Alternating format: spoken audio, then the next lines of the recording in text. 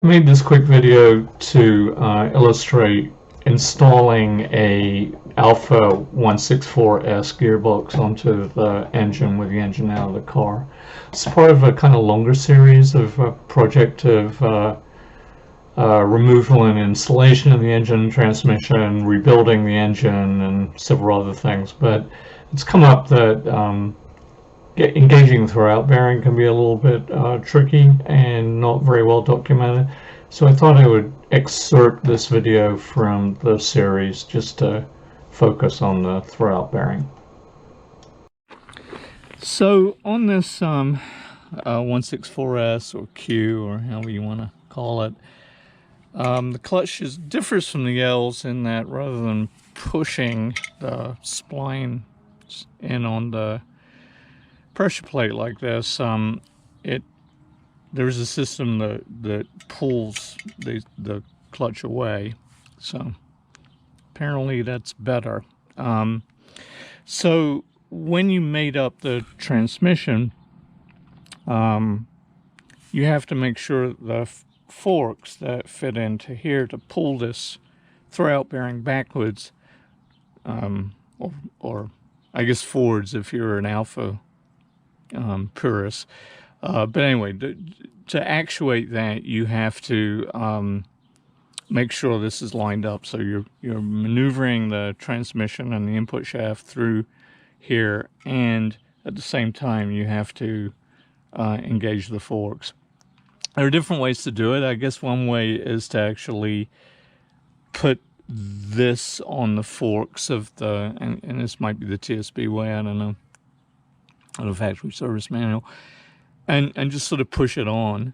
But I tried that the first time I did this, and it just scared me. I thought I was going to break something. So this is the way I do it.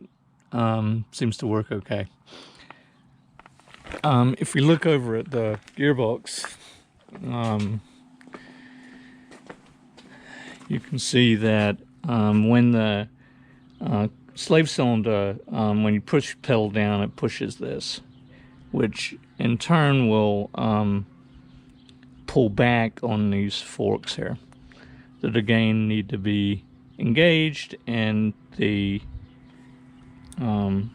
little tabs on the throwout bearing over here, here and here. So that's what we have to achieve, like I said, while you're actually sliding the gearbox on there. Makes it doubly important to have this lined up fairly well. And Bob's your uncle.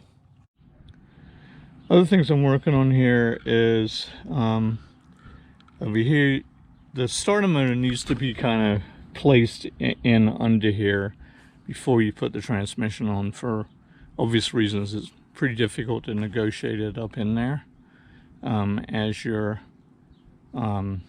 installing the well, after you've installed the transmission. I mean, it's possible, but we're not going to do that. And I've installed the intermediary shaft, which is held on by those 3 bolts in the triangle there. There is a locating dowel that I guess if you were not careful, you could get that on crooked, but it's pretty straightforward. So this is the basic idea for getting the transmission back on. Engine on a hoist with a cradle set up to be able to angle it to match the angle of the transmission. I do have a transmission jack, but in a lot of ways this is just using a little dolly with a block of wood is how I'm gonna skin this particular cat, just because it's difficult because of the differential to strap the transmission onto the jack and get it at a angle that would be helpful. So starter motor's in, have to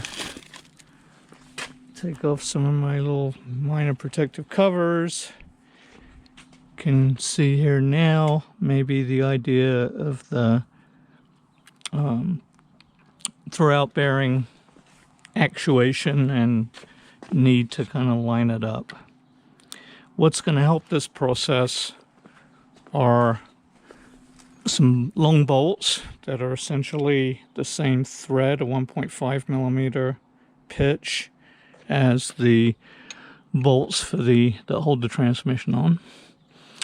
And these are like 5 inches long, and I'm hoping that gives me enough room to be able to get this lined up, get it started, and then through this inspection hole here and from the side here should be able to line up the forks for the throw-out bearing.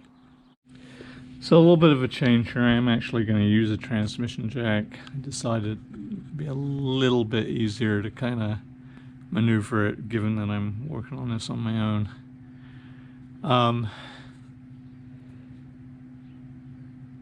Probably I could be flatter here. I don't know. It just seems easier to tilt the tranny up at an angle. So here I have the 3, as long as I could find, 17 millimeter, 1.5 millimeter thread. It might be 1 1/4. I have to go back and check that. But I've got those started in 3 positions there.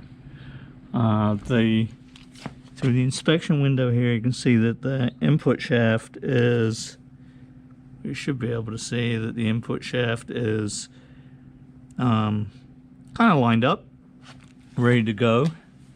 The intermediate shaft around here is also starting to engage, and the starter motor is there.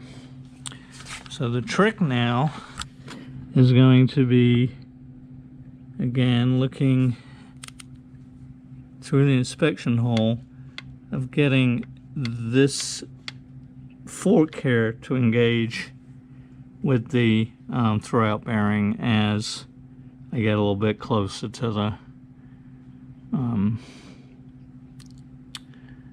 to getting the gearbox all the way on. So there you go.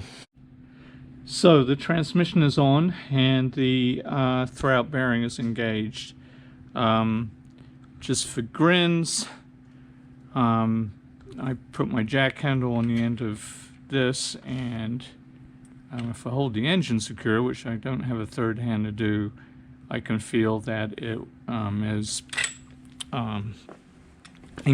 pulling out the clutch as it should. So the way that I did that was, as I was showing you in the last piece of video, is to line it up with the throw-out bearing. And then as I was doing the final kind of cinch down or alignment of this, I kept tension on this with one of my hands, one of my 3 hands, and just to make sure it didn't accidentally slip out of the throw-out bearing as the transmission went on. This is now the 3rd time I've done this, actually installed one, and I will say the most difficult aspect of it is getting the input shaft into the clutch spline. The throw-out bearing, which everyone kind of obsesses about, is, I find it pretty easy to do. And in fact, the one time I did this when I hadn't disturbed the clutch, it was a lot easier. The transmission went on and off. I would advise to resist the temptation to kind of force it into place. It's really, it just takes a while of jiggling the transmission around, and then literally, this just happened with me, when it does finally go in, it's a surprise. It's like I actually was about to take the transmission off and realign the clutch disc, but it slipped on. So I guess the only advice from this particular project is, perseverance. You do have to pay attention to, and I strongly recommend using some bolts. I would even say use 4, just to be able to kind of align it from a bit further away than you can otherwise. You got so many things kind of getting in your way. The starter motor wants to sort of flop down and block the bell housing from getting on. The intermediate shaft splines, I think, are pretty straightforward, but you got to pay attention to that, making sure you're not mushing your oil seal and the like. The transmission itself, because of the way the differential is bolted onto the back of it, is just it's not that heavy. I mean, I can just about lift it, but it's not balanced. It's very, very weighted towards where the diff is, so that is fighting you as you try and install it. Again, perseverance, using the long bolts on the 164S. It's a pull clutch, so making sure that you're engaging the forks. I now have the bolts snugged down so that I could test that the clutch was actually working, that the throwout bearing was engaging. The all-important bolt back here is important. The only other thing I would note is that once it does kind of overcome the resistance of the input shaft into the clutch disc, there are 2 dowels, like one on this bolt and one on the similar hex head bolt on this side. And I did actually just put the bolt in and tension it down to slide over and line that up properly, and it doesn't seem to hurt anything.